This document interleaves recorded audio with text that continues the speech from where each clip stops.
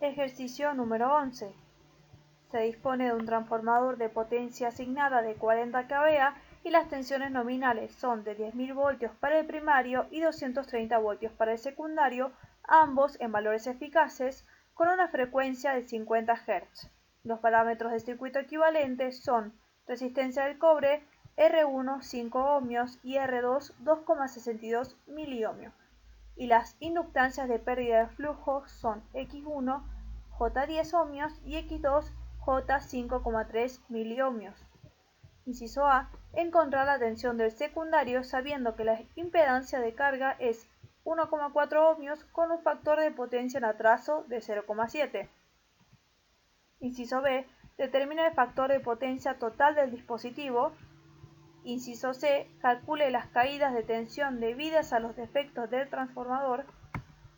Y por último, inciso D. Determinar cuál es la potencia disipada en las resistencias de cobre. Aquí podemos ver los datos recolectados de la consigna. Esto representa el circuito de un transformador real, en donde tenemos R1 y R2 que se corresponden a las pérdidas de cobre del bobinado del primario y del bobinado del secundario.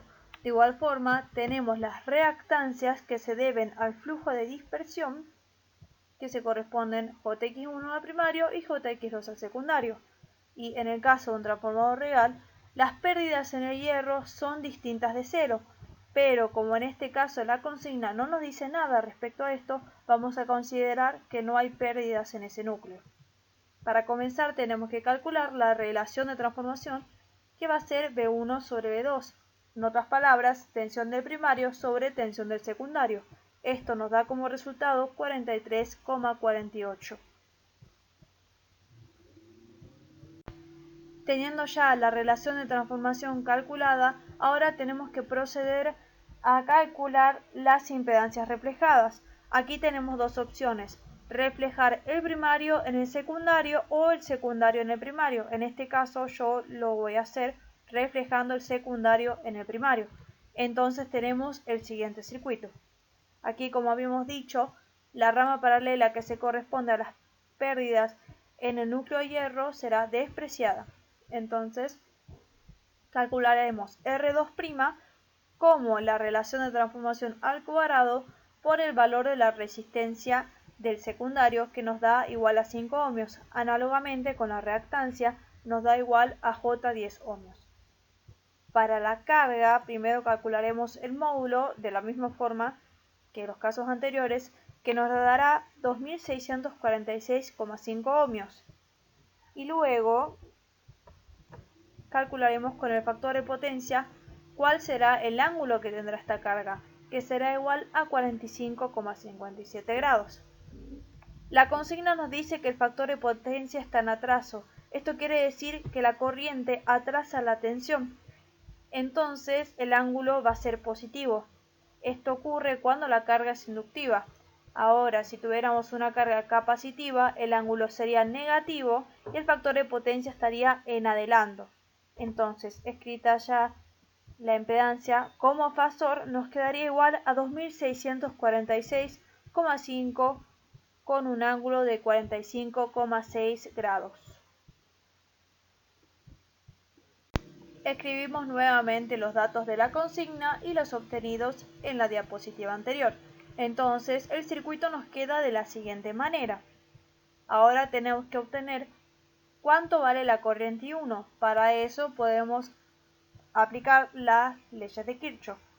Entonces, la tensión V1 va a ser igual a la corriente I1, aquí ya hemos sacado factor común, por la suma de cada componente del circuito. Y de aquí podemos despejar I1. Reemplazando los valores, aquí estamos trabajando en forma rectangular para poder realizar la suma en el denominador, y ya pasando estos valores a forma polar obtenemos que la corriente del primario es igual a 3,75 con un ángulo de menos 45,77 grados amperes.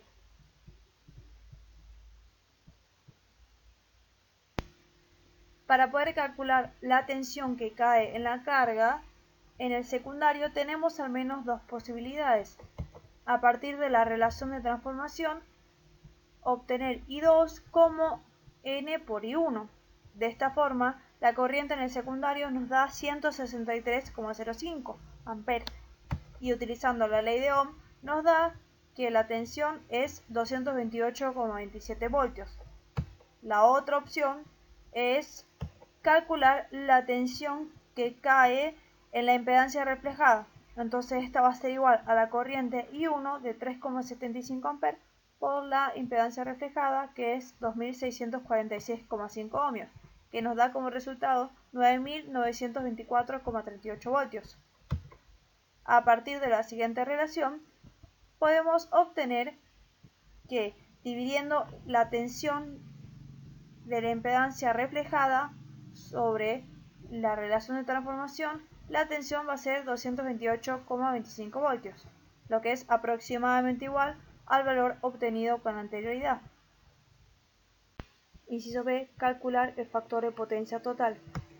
Para eso utilizaremos la impedancia total calculada con anterioridad, que resultó de reflejar el secundario del transformador en el primario, y estará igual a 2667,9 con un ángulo de 45,74 grados.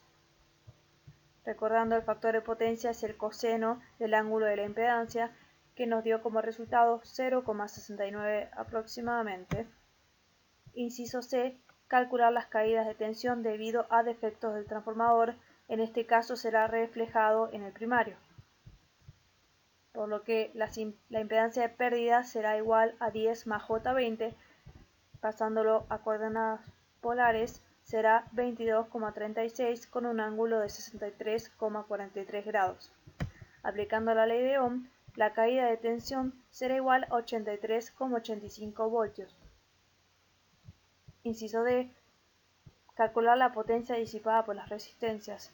Aquí podemos calcularla directamente con el circuito del secundario reflejado en el primario y nos da 140,63 watts. La otra opción es calcular las potencias disipadas del primario y del secundario por separadas, que de igual forma el resultado es aproximadamente igual.